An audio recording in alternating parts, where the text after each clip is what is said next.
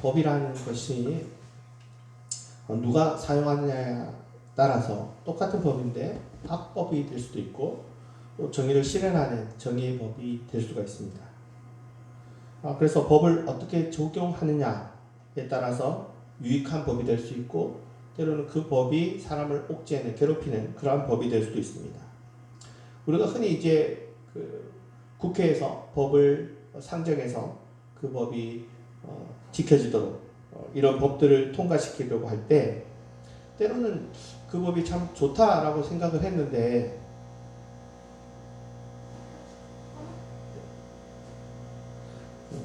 법이 좋다고 생각했는데 그것이 실행되면 그 법이 굉장히 악법으로 사용되는 그런 경우들이 있습니다. 근데 그 법이 처음에 상정될 때 누가 봐도 저 법이 악법인데 저 법이 통과되도록 국회에서 이렇게 허락하겠습니까?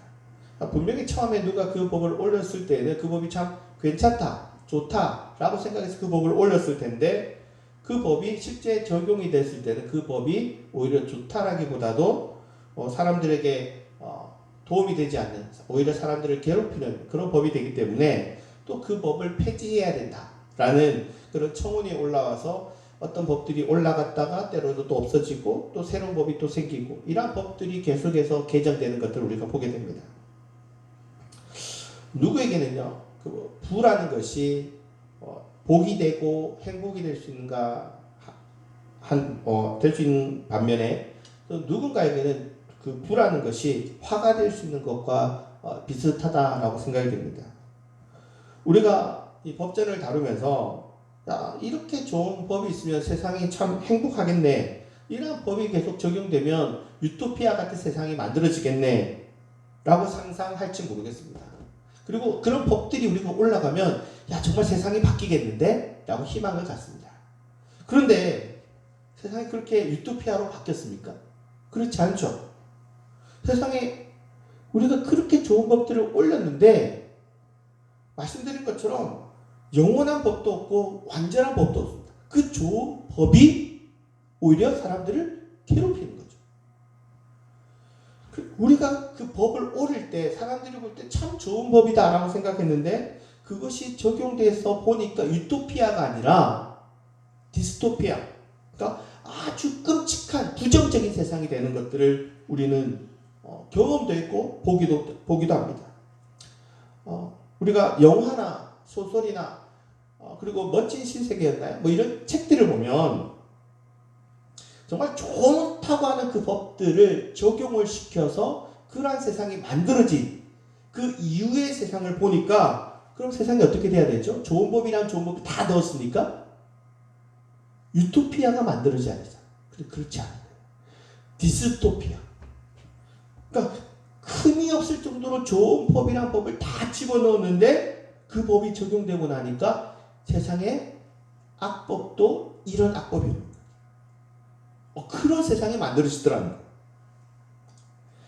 최근에 제가 플라잉맨이라는 그 단편 영화를 본 적이 있습니다. 여러분들도 이거를 검색해 보시면, 유튜브로 검색해 보시면 9분짜리 이렇게 유튜브인데요.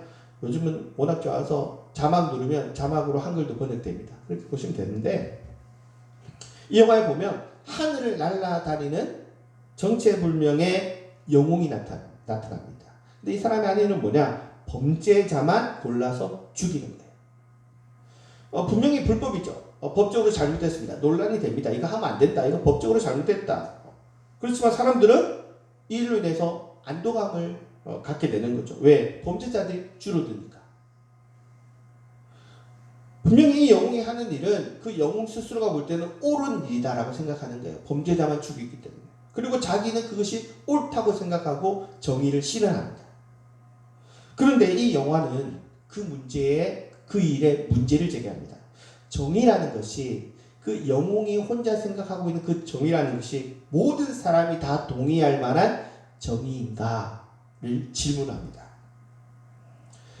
이 영화에서 보면 아직 범죄하지 않은 주인공이 범죄의 그 일에 참여하게 되고 그 범죄를 하려고 하지만 끝에는 안 하려고 이 범죄를 막으려고 합니다. 그런데 이 영웅이 나타나서 그 주인공을 범죄자로 지목하는 거예요. 넌 범죄자라는 거예요. 그래서 이 사람을 죽이려고 하는데 실패합니다. 그래서 영화는 끝이 나는가 했더니 그렇게 끝난 게 아니라 부상당한 주인공이 이제 창문을 열어보니 앞에 누가 있을까요? 바로 저 장면입니다. 그 영웅이 나를 범죄자로 지목하고 나를 죽이기 위해서 달려들면서 영화는 끝이 납니다. 누군가의 정의가 누군가에게는 폭력이 될 수 있다는 거죠. 그러니까 정의라는 것이 항상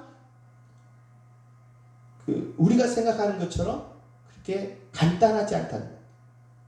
이 영화가 그런 반전을 보여줍니다. 우리 생각에 우리가 법전을 다루면서 특히 성경의 법전을 다루면 이거 하나님의 법이잖아요. 그러니까 이 법은 완전할 것이고 완벽하니까 이 법이 정말 실현되면 엄청나게 멋진 세상이 그려지겠지라고 생각하겠지만 앞에서 다룬 것처럼 법이라는 건 양면성이 있습니다. 그래서 하나님의 법이 완벽하다고 생각하지만 이 법도 세상에서 적용되면 오히려 이 숨겨진 법의 어두운 면과 그림자도 함께 있다. 그래서 여러분들 생각에 이 좋은 법이 적용되면 행복하겠지가 아니라 이 법에도 양면성이 있다. 법의 어두운 점이 있다. 라는 것을 기억할 필요가 있습니다. 다시 얘기하면 하나님의 법이 정말 좋은 의도로 만들어졌지만 이 법도 완벽한 법은 아니다. 기억할 필요가 있습니다. 세계 3대 비극이라고 하는 아주 극찬을 받은 안티고네라는 이야기가 있습니다.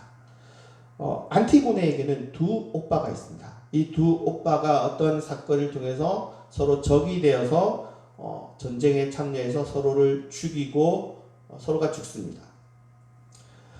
이때 왕이자 삼촌인 이 안티고네의 삼촌인 크레온이라는 사람이 자기 편에 선 그 오빠에 대해서는 장례식을 거대하게 성대하게 치러주지만 자기한테 반대해서 자신의 적으로 참여한 다른 안티고네의 오빠에게는 반역자로 규정해서 매장을 불허합니다.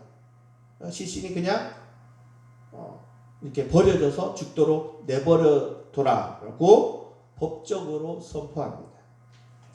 이때 이 두 오빠의 동생이었던 안티고네는 한 명은 성대하게 장례식이 치러졌으니까 문제가 없지만 한 오빠는 들판에 그대로 버려져서 죽는 것을 내버려 둘 수가 없어서 왕의 법, 왕의 명령을 거역하고 이 시신을 치워서 장례식을 치러줍니다. 안티고네의 행동에 대해서 천륜을 지키는 일이기 때문에 허용해야 된다. 그거 당연히 해야 되는 거 아니냐? 라는 것과 국법으로 정했다. 저 시신을 매장하면 죽이겠다고 국법으로 정했는데 그 왕의 명령이 내렸기 때문에 이건 지켜야 된다. 라는 입장이 맞서는 거죠. 결국 왕은 어떤 결론을 내냐? 안티고네에게 사형을 선포하고 안티고네는 굶어 죽는 것보다는 자살을 택함으로써 이 안티고네가 죽게 됩니다. 그리고 이 사실을 본 왕의 막내 아들은 자신의 약혼자였던 안티고네가 죽는 것을 보고 따라 자살하게 되고, 그리고 왕의 아내도 자신의 막내 아들이 자살한 것을 슬퍼하면서 자기도 자살을 하면서 이 비극적인 이야기가 끝나는, 이것이 안티고네라는 비극의 줄거리입니다. 이 이야기는 삼촌 크레온의 법 집행과 이것에 저항하는 안티고네의 양심의 권리가 팽팽하게 맞서는 것이 이 비극의 이슈입니다. 삼촌 크레온은 세상의 법을 대변하는 이입니다. 법은 어떤 법이든 복종할 필요가 있고, 법을 무시하면 당연히 뭐가 일어나겠습니까? 무질서가 일어나고 혼란이 일어나기 때문에 그러한 모든 행위를 처벌하는 것이 당연하다라는 것이 법의 명령이자 왕 크레온의 주장입니다. 쉽게 말해 뭘까요? 법은 중요하다. 법이 중요하다. 그러니까 이 크레온이라는 인물은 법의 위대성과 법의 중요성을 보여줍니다. 그러면서 여러분 한번 보시면 정말 멋있는 글귀들이 정말 써져 있는데요. 크레온의 주장에서 이런 얘기를 합니다. 무질서보다 더 큰 악은 이 세상에 존재하지 않는다. 무질서는 도시를 파괴시키고 가족을 파멸로 일으키고 질서를 파괴하고 전투 중에 있는 군인을 도망가게 해서 결국 나라가 망하게 한다. 그래서 법은 많은 이의 생명을 구할 수 있고, 그러므로 법은 반드시 이것이 지켜짐으로 인해서 보호받아야 되며, 아무리 천륜이라고 할지라도 절대로 그 법이 무너지도록 내버려둬서는 안 된다. 법은 그만큼 중요하다. 인간의 생존에 가장 중요한 것은 법이다 라는 것이 크레온의 주장입니다. 반면 조카 안티고네는 이 말이 맞다. 법이 중요한 거 맞다. 그러나 나는 내 양심의 권리를 나는 포기할 수 없다. 이 양심의 권리의 세상을 대변하는 인물이 바로 이 안티고네입니다. 아무리 중요하다 할지라도, 법이 중요할지라도 천륜을 버릴 수 없다. 그건 인간으로서 너무나 당연히 해야 되는 것이다. 삼촌 크레온과 다른 오빠의 반대해서 전쟁을 치르다 죽은 그 오빠의 시신을 묻어주려는 것밖에 없어요. 내가 무슨 대단한 범죄를 하는 게 아닙니다. 죽지 않은 사람을 살려달라는 것도 아니고, 죽은 사람을 살리겠다는 것도 아니고, 단지 나는 죽은 시신을 묻고 제대로 장례식을 치르고 싶다라는 것뿐입니다. 물론 임금인, 삼촌의 법인, 국가의 법인, 국법의 반역자는 땅에 묻힐 수 없다라는 법이 선포되었지만, 안티고네는 법의 권위를 상징하는 임금의 법의 명령을 어겨서라도 내 양심의 법을 따라서 오빠의 시신을 묻어준 겁니다. 이 이야기는 합법적 권위에 따라 공포되는 법률의 권위와 거기에 반대하는 인간 본성의 양심의 법, 그러니까 인간 사회의 기초를 이루는 혈연 관계의 권리, 양심의 대립을 보여줍니다. 우리는 법이라는 것이 완벽하고 어떤 면에서는 정말 영원할 것이다 라고 생각하지만 따지고 보면 그렇지가 않습니다. 법이라는 건요, 언제나 한 나라에 한정되어 있습니다. 그렇죠? 우리나라 법은 우리나라 법 안에서만 한정됩니다. 그리고 그 범위 안에 속한 사람들에게만 한시적으로 적용되는 것이 바로 법입니다. 우리나라 사람이 다른 나라에 가도 그 사람이 우리나라 소속이면 누구의 법을 따르죠? 우리나라의 법을 따르는 거예요. 그러니까 그 국가에 속해 있는 사람에게만 적용되는 법입니다. 그리고 그 선포되는 법도 앞서 얘기한 것처럼 자주 변경되고 쇄신되고 때로는 폐지도 되면서, 그래서 우리가 살아오면서 폐지된 법들이 많잖아요. 그죠? 옛날에는 그것이 안 지키면 안 되는 아주 중요한 법이라고 생각하지만 지금은 없어진 법들이 많이 있습니다. 그래서 법이라는 것은 계속해서 바뀔 수 있고 한정되고 제한된다라는 것이 바로 법이라는 거예요. 법은 불변하는 것이 아니라는 거죠. 반면 이 양심의 권리는 좀 더 보편적이며 또 어디에 한정되고 제한되지 않습니다. 천륜이나 인간의 보편적인 양심을 기반으로 한 권리는 강력한 어떤 법이 아닙니다. 그렇죠? 그래서 제재할 능력도 없습니다. 그럼에도 불구하고 더 근본적인 법이기도 하죠. 이 권리를 도덕이라고 할 수도 있고 때로는 양심이라고 할 수 있고요. 이렇게도 표현할 수 있을 것 같습니다.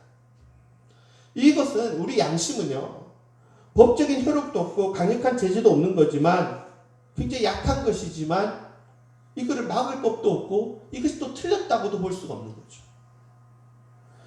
안티고네는 그녀에게 적용된 법은 그녀에게 있어서는 악법으로 적용되는 거예요. 왜? 오빠를 내버려둬야 되는 거예요. 죽은 오빠를 그냥 시신을 내버려두는 것을 자기 양심상 할 수가 없는 거예요. 그리고 그것을 자기가 어기면 어떻게 돼요? 어기면 어떻게 돼요? 내가 죽어요. 내 인생이 끝나는 거예요. 지금까지 잘 살아왔던 평범했던 내 일상이 다 무너지는 거예요. 나의 권리가 아니라 타인의 권리, 내 양심의 소리에 따라서 이 여인은 자신의 모든 걸 포기합니다. 자신의 일상, 자신의 안전, 자신의 행복, 그냥 모른 채 지나가면요, 자기가 사랑한 남자랑 결혼해서 잘 살 수 있음에도 불구하고 자신의 양심의 법을 따라서 목숨을 걸고 이 일을 거행하고 있다는 겁니다. 법과 권리의 문제는 소크라테스에서 좀 더 극명하게 드러납니다. 우리가 잘 아는 소크라테스의 유명한 말이 뭐죠? 악법도 법이다. 이 말처럼 소크라테스는 자신을 향해서 내려진 부당한 판결에 대해서 어떤 식으로든 맞서거나 반란을 일으키지 않습니다. 왜? 소크라테스에게는 법이 중요합니다. 그래서 그 법을 받아들입니다. 반면 친구 크리토는 불법에 저항하고 우리가 타협하자. 이거 분명히 잘못된 법인데 이러한 법이 적용되는 것을 네가 받아들일 이유가 뭐가 있냐. 그러나 소크라테스가 우리가 잘 아는 것처럼 어떻게 합니까? 자신에게 적용된 그 적대적인 잘못된 법에도 불구하고 그 법에 승복함으로써 소크라테스가 보여주는 것은 그 법이 주는 권위를 죽는 순간까지 내 생명과 관련됨에도 불구하고 그것을 지킴으로 법의 중요성을 보여주는 인물입니다. 다시 말하면 안티고네의 삼촌 크레온의 그 법의 위대성에 충실히 따르는 인물이기도 하고요. 그러므로 법과 권리, 법과 양심 사이에서 소크라테스는 죽음을 당하는, 오히려 모순을 보여주는 그 모순도 함께 그의 죽음을 통해서 보여줍니다. 왜 이렇게 긴 이야기를 했냐? 다윗 이야기를 하려고 합니다.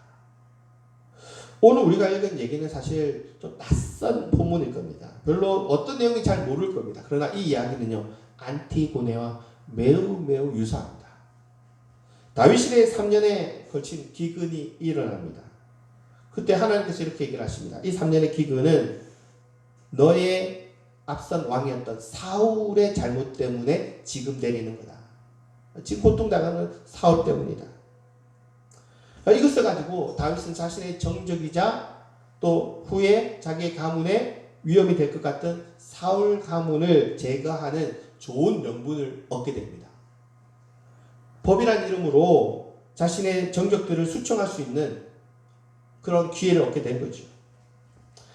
이는 어떤 일이었냐면 기브온이라는 어떤 조그만 어떤 그런 족속들이 있었는데 출애굽을 할 때에 이 이스라엘 백성들과 맹세를 합니다. 어떤 맹세를 했냐? 이스라엘과 화치 맹세를 합니다. 그래서 어떠한 경우도 억울하게 이 사람들을 죽이면 안 된다라고 계약을 맺었습니다. 그런데 사울 왕이 이 계약을 깨고 기브온 이 사람들을 학살을 해서 이것에 대한 상응하는 대가를 치러야 된다라는 그러한 의견으로 다윗이 이끌어가는 겁니다. 그래서 억울하게 죽인 그 사람들을 불러서 그럼 어떻게 하면 너희들이 이 억울함을 해소할 수 있겠냐 얘기했더니 그들이 얘기하는 것은 이렇습니다. 사울 가문에 남아있는 아들들이 있지 않느냐.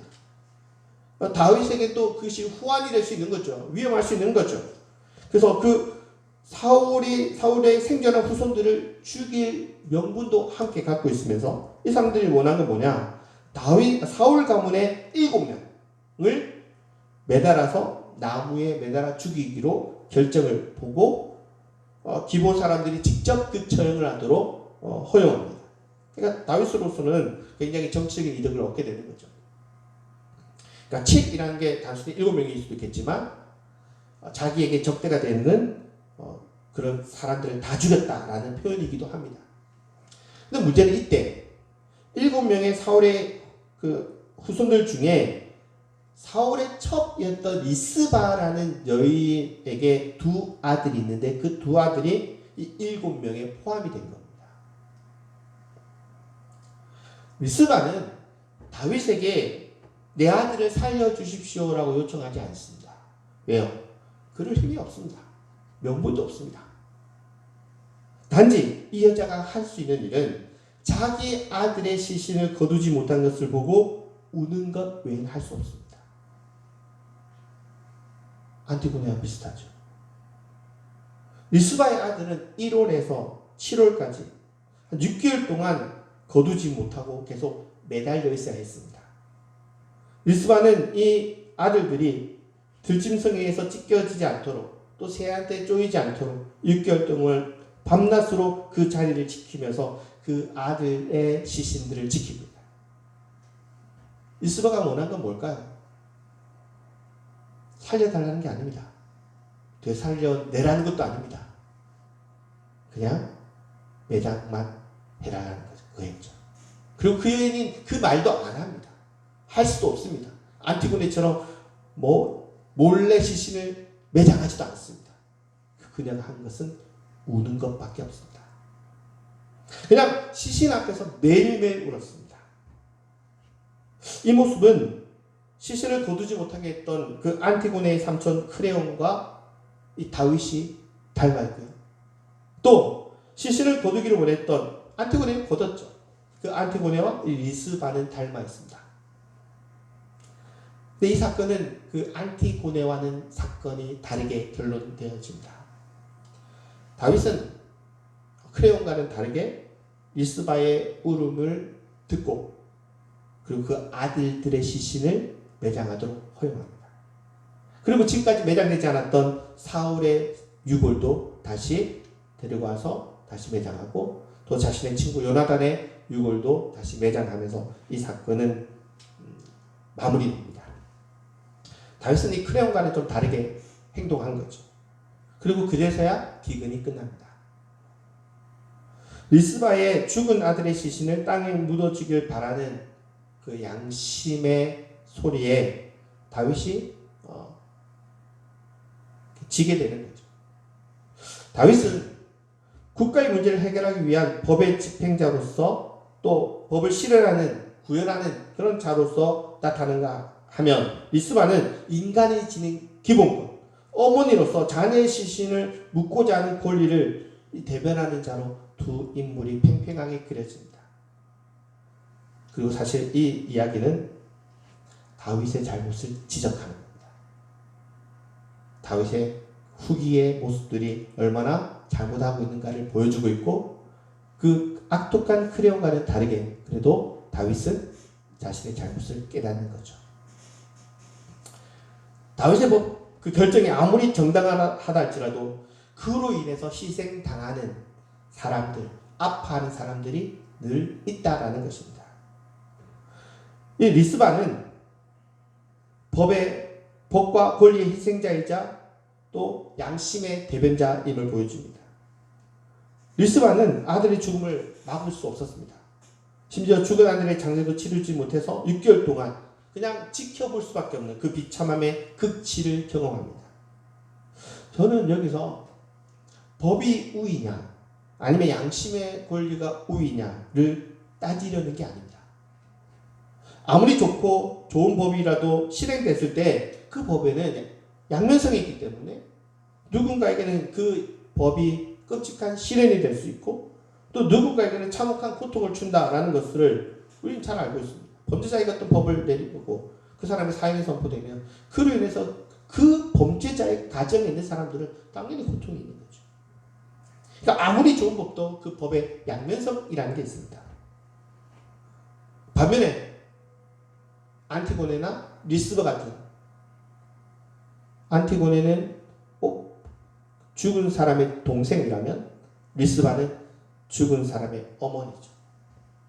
약간 그 느낌은 좀 다를 수 있지만 이 어머니는 국가가 선포한 그 법률에 맞서서 어머니로서의 권리를 포기하지 않습니다. 이 세상에는 합법적인 권력에 의해서 공포된 법률이 어딘가에서는 한계점이 있다라는 것을 우리가 놓쳐서는 안 된다라는 거고요. 아무리 제가 볼 땐 다윗이 정의롭지 않지만 설사 정의롭다 할지라도 리스바에게서 또 안티고네에게서는 그 정의가 무색할 수 있다라는 것입니다. 우리는 이 세상에 늘 안티고네가 있다라는 사실을 염두에 둘 필요가 있습니다. 아무리 옳은 일이, 정의로운 일이 실현된다고 할지라도 그 법의 사각지대에서 울고 있는 리스와 같은 여인, 안티고네 같은 여인들이 있다라는 거죠. 반면 또 그것을 알 필요가 있습니다. 안티고네 같은 그런 인물에게는 늘 혼자가 아니다라는 것도 알 필요가 있습니다. 바로가 이스라엘의 아들들을 다 죽이라라고 명령을 내렸을 때 왕의 명령입니다. 그러나 그 왕의 명령에 거역했던 산파들이 있었다라는 걸 우리가 기억할 필요가 있고요. 또 한 생명을 건지기 위해서 아버지 바로의 명령을 거역하고 양심의 권리, 어머니로서의 권리를 포기하지 않고 물에서 건져냈던 누가 있었죠? 모세를 길렀던 바로의 딸도 존재했다는 겁니다. 출애굽기에 보면 그 7명의 여인이 나타납니다. 세상의 법에는 그 양면성에 있어서 그 테두리에서 울고 있는 사람이 있고 또 그들 옆에는 일한 사람들이 필요하다라는 겁니다. 우리가 법을 다룰 텐데 이 법이 완벽하지 않습니다. 완벽한 법이라는 게 세상에 존재하지 않습니다. 그리고 그 완벽한 법도 어두움이 있습니다. 저는 법이 우선이다. 아니다. 권리가 더 중요하다. 아니다. 이런 평가하기를 하려고 하는 게 아닙니다. 우리 주위에서 늘 그렇게 선으로 딱 그을 수 있는 완벽한 법도 없을 뿐더러 완벽한 선악도 없기 때문에 늘 법의 그 사각지대에서 울고 있는 사람들이 있다라는 것을 우리가 그 사실만 잊지 않았으면 합니다. 우리가 안티고네를 만나게 되면 그 안티고네를 모른 척 하지 않기를 바랍니다. 우리가 리스바를 만나면 리스와 함께 울어줄 사람, 그 사람들이 우리가 되어야 되지 않느냐라는 겁니다. 안티고네라는 영화가 있었습니다. 이거는 그리스의 비극 안티고네와 거의 똑같습니다. 이민자의 가정이 난민들이 그 지역에 들어와서 살다가 이 안티고네의 한 명의 오빠는 죽고 또 한 명의 오빠는 추방되게 됩니다. 그리고 그 추방돼서 자기 나라로 돌아가면 그건 그냥 죽는 겁니다. 이 영화는 굉장히 강렬한데요. 그 중에서도 마지막 장면이 엄청나게 강렬합니다. 이 소녀를 회유하기 위해서 판사는 영주권과 시민권 사이에서 너 지금 영주권밖에 없지만 시민권을 주겠다는 거예요. 그러니까 우리 말 들어. 너 행복하게 살아야지. 왜? 저 오빠 때문에 너의 안녕과 너의 미래를 왜 다 포기하니? 시민권을 주겠다고 회유합니다. 근데 이 아이가 이렇게 얘기합니다. 시민권? 그 종이 쪼가리 같은 거? 다 필요 없다는 거예요. 오빠를 살리기 위해서라면 내 인생의 안전 소용없다는 거예요. 내 인생의 사랑 필요 없다는 거예요. 그래서 마지막 장면에 그리스의 비극에 안티고네는 자살을 하면서 영화가 그 비극이 끝났다면 이 영화는 사실 그것보다 더 대단합니다. 국가는 이 오빠가 다시 붙잡히거든요. 붙잡혀서 추방을 당할 때 할머니는 같이 추방에 가겠다고 같이 갑니다. 그리고 안티고네도 같이 가겠다. 모든 보호를 다 해주겠다는데도 불구하고 따라가겠다는 거예요. 그것은 어떤 곳이냐?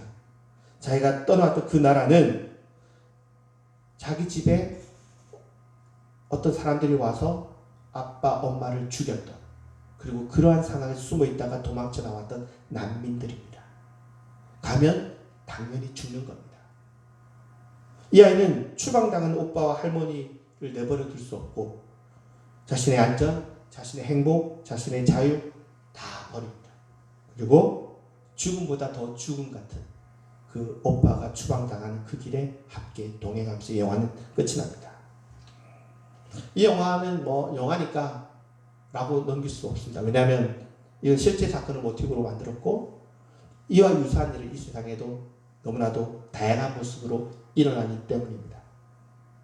법이 중요합니다. 그러나 법의 정의라는 이름 또 그 바운데리 끝에는 그런 고통당하는 사람들이 있다는 겁니다. 사랑하는 여러분, 사람이라는 인간이라는 존재에 대해서 우리들 경이로움과 숭고함으로 부끄럽지 않게 대할 수 있기를, 우리가 만약 안티고네 같은 인물을 발견하면, 또 리스바 같은 인물을 발견하게 되면 그들을 도와줄 수도 있고 같이 울어줄 수도 있고, 때로 내가 그런 상황이 되면 그러한 법을, 그러한 양심의 길을 따르는 사람들에 대해서 또 내가 그러한 길도 마다하지 않는 그런 멋진 사람이 된다면 저는 기쁠 것 같고 하나님도 기뻐하지 않을까 생각합니다. 기도하시겠습니다.